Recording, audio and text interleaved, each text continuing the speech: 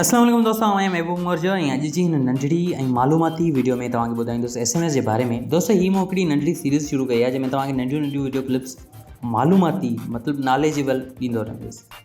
उमेद आहे तव्हांखे हीअ सीरीज़ बि ज़रूरु पसंदि ईंदी। हुन खां अलावा पहिरीं तव्हांखे वीडियो पसंदि अचे थी या न इहो ॾिसण खां पोइ ख़बर पवंदी। अचो त शुरूआति कयूं।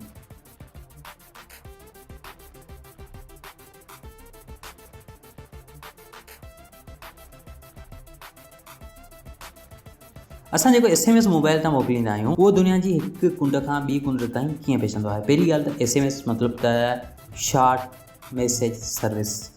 दिसंबर 1982 में मेटी मोकनेन जे नाले सां हिकिड़े साइंसदान हिन खे इजाद कयो।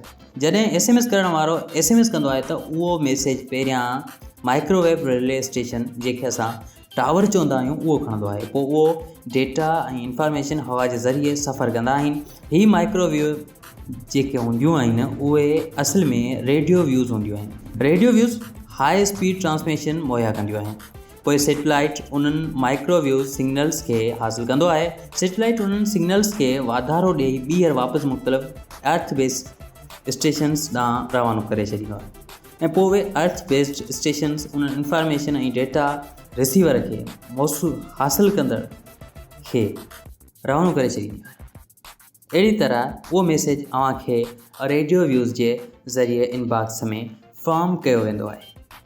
इहो सॼो अमल 15 खां 20 सेकंड में थींदो आहे। हिते कुझु शयूं मुंझाईंदड़ हुयूं, मतिलबु अर्थ बेस्ड स्टेशन्स मतिलबु त ज़मीन ते ठहियल इन्हनि जा मर्कज़ ऐं उन खां अलावा